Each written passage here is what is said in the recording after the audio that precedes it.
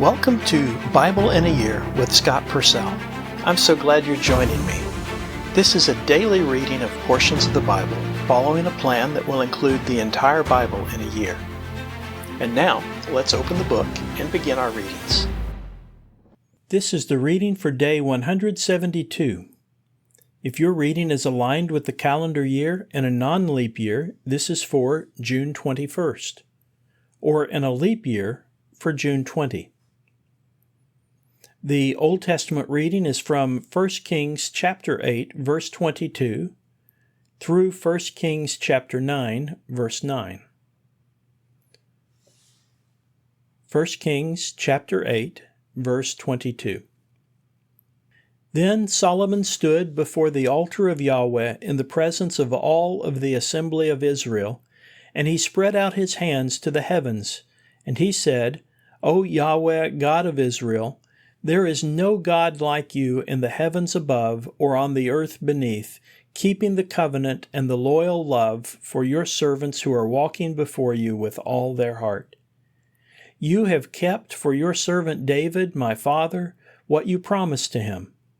And you have spoken with your mouth, and with your hand you have fulfilled it this very day. So then, O Yahweh, God of Israel, keep for your servant David my father what you promised to him, saying, For you no man will be cut off from before me who will be sitting on the throne of Israel, if only your sons keep their ways to walk before me just as you have walked before me. So then, O God of Israel, please let your word be confirmed which you have promised to your servant David my father. For will God really dwell on the earth? Behold, the heavens and the heaven of heavens could not contain you. How could this house that I have built? You must regard the prayer of your servant and his plea. O Yahweh, my God, listen to the pleading and to the prayer that your servant is praying before you this day, so that your eyes will be open to this house night and day, to the place which you said, My name will be there, to hear the prayer that your servant prays toward this place. You must listen to the plea of your servant and your people Israel, which they pray toward this place. And you must hear from the place where you live from heaven. You must hear and you must forgive.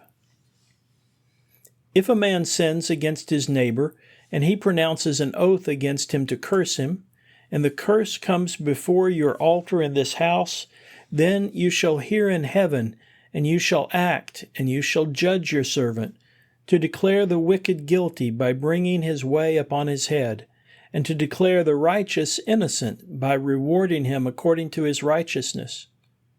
When your people Israel are defeated before the enemy because they sinned against you, and when they turn to you and confess your name and pray and beg for mercy from you in this house, then you shall hear in heaven and forgive the sin of your people Israel, and you shall bring them back to the ground which you gave to their ancestors.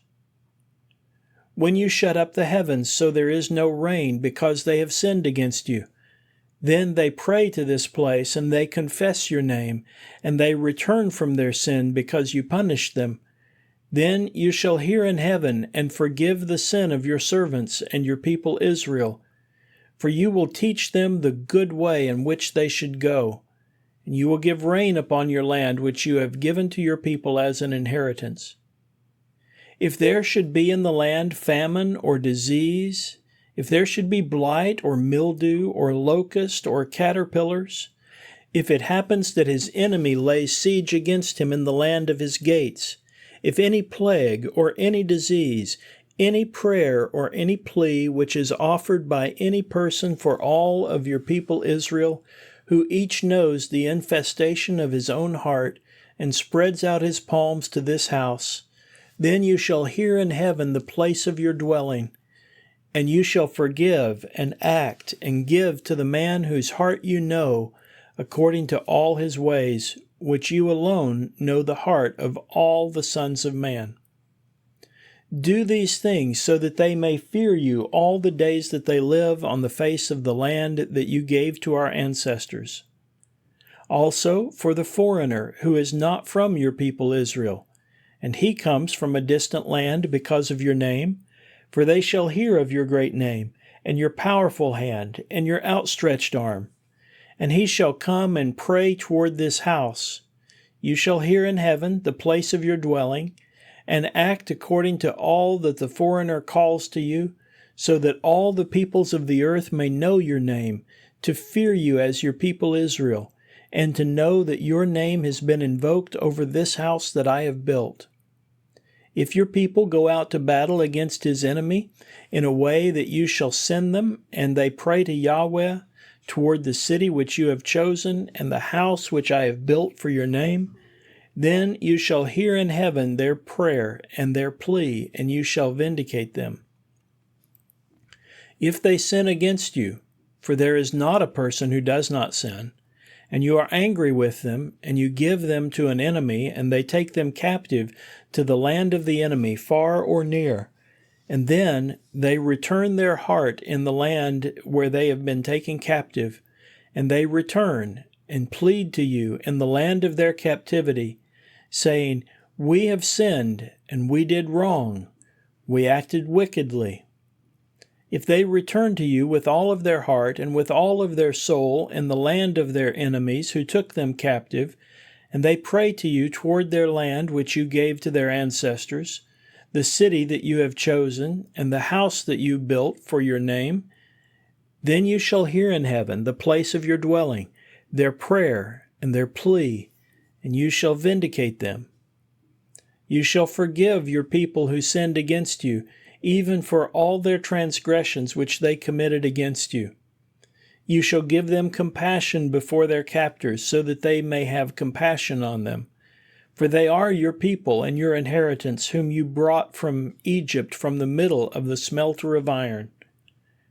Oh, that your eyes may be open to the plea of your servant, and to the plea of your people Israel, to listen to them in all things when they call to you. For you have separated them for yourself as an inheritance from all the peoples of the earth, as you promised through the hand of Moses your servant, when you brought out our ancestors from Egypt, my Lord Yahweh. It happened that when Solomon finished praying to Yahweh all of the prayer and this plea, he got up from before the altar of Yahweh, from kneeling down on his knees with his palms outstretched to heaven.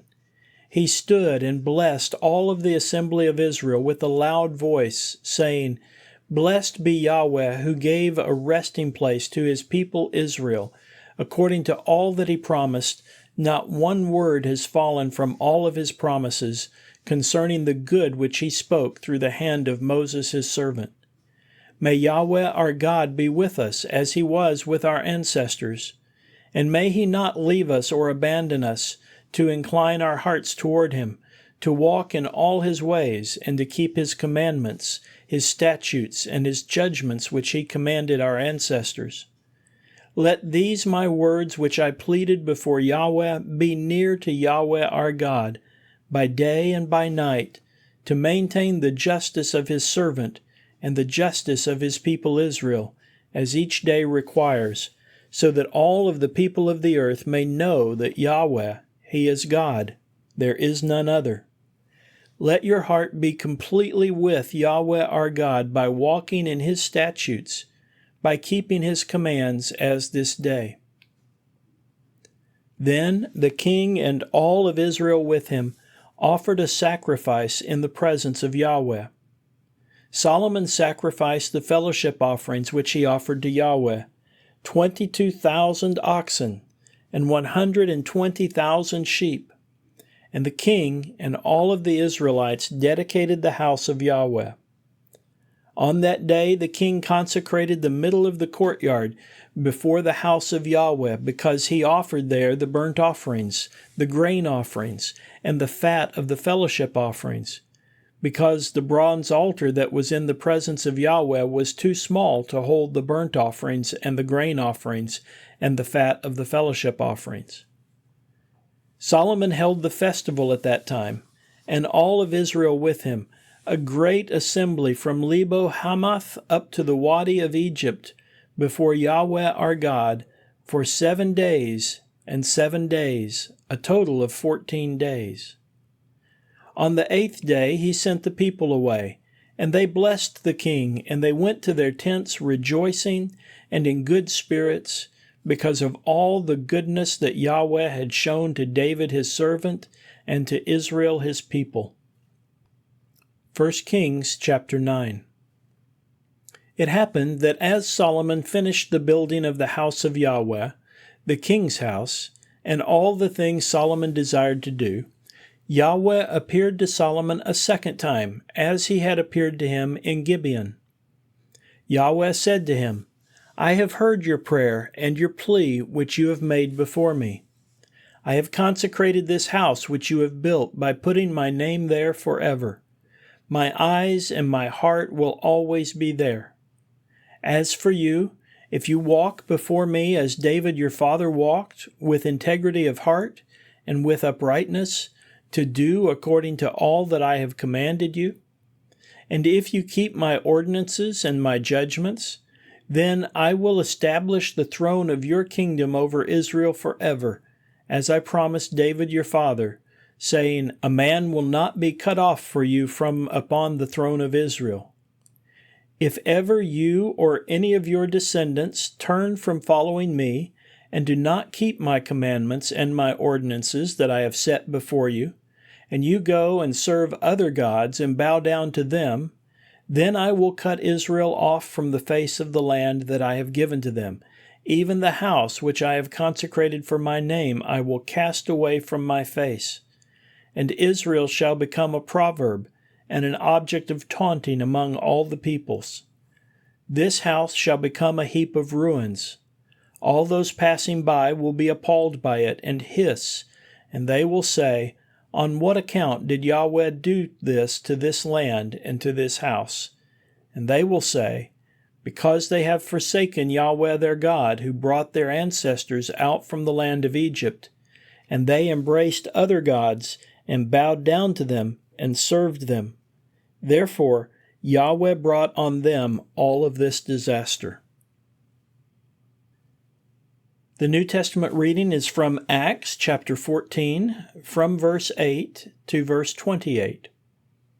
Acts 14:8. And in Lystra a certain man was sitting powerless in his feet, lame from birth, who had never walked. This man listened while Paul was speaking. Paul, looking intently at him and seeing that he had faith to be healed, said with a loud voice, Stand upright on your feet. And he leaped up and began walking. And when the crowd saw what Paul had done, they raised their voices in the Lycaonian language, saying, The gods have become like men and have come down to us. And they began calling Barnabas Zeus, and Paul Hermes, because he was the principal speaker. And the priest of the temple of Zeus that was just outside the city brought bulls and garlands to the gate and was wanting to offer sacrifice along with the crowds. But when the apostles Barnabas and Paul heard about it, they tore their clothing and rushed out into the crowd, shouting and saying, Men, why are you doing these things?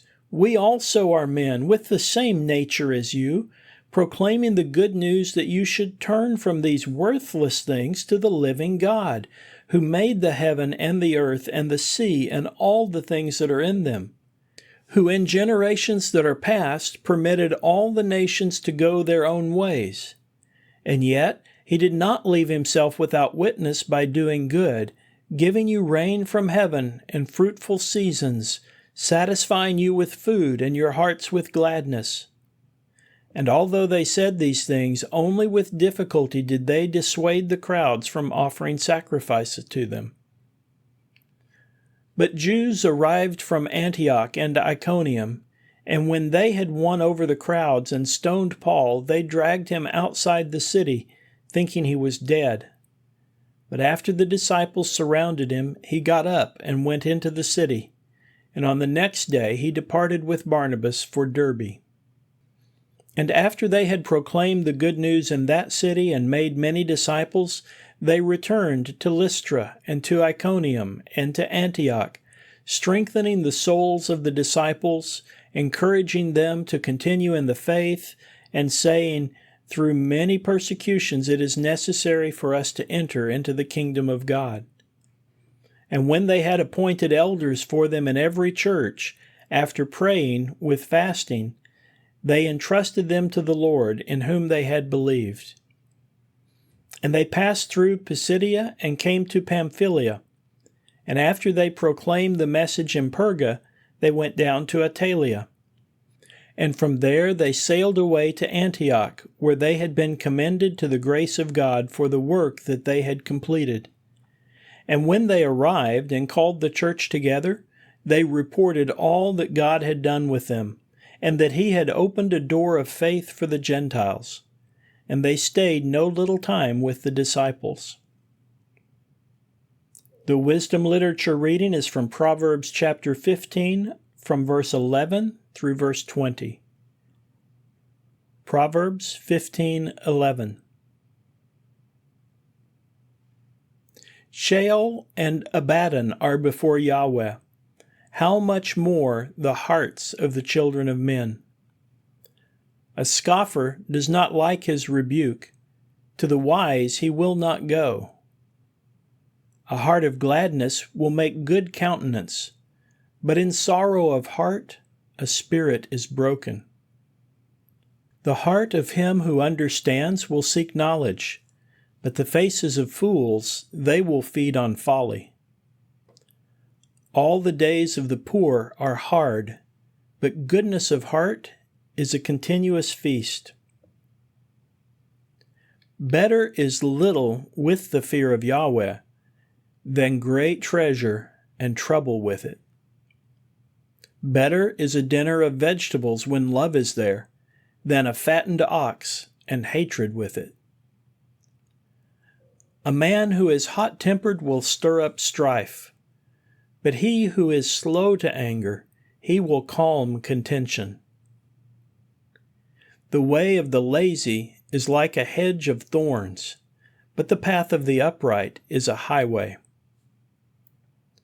A child of wisdom will make a father glad, but a foolish person, he despises his mother. This concludes the reading for day 172. Thank you for listening.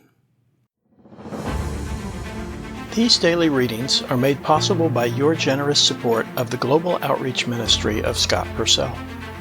To partner with us and enable this work and others like it, please visit huttobible.com/give and select Go Pastor Support from the fund list. You can also sign up for ministry updates at scott-purcell.epistle.org/subscribe. Both of those links can be found in the podcast description. Thank you for helping us share God's Word.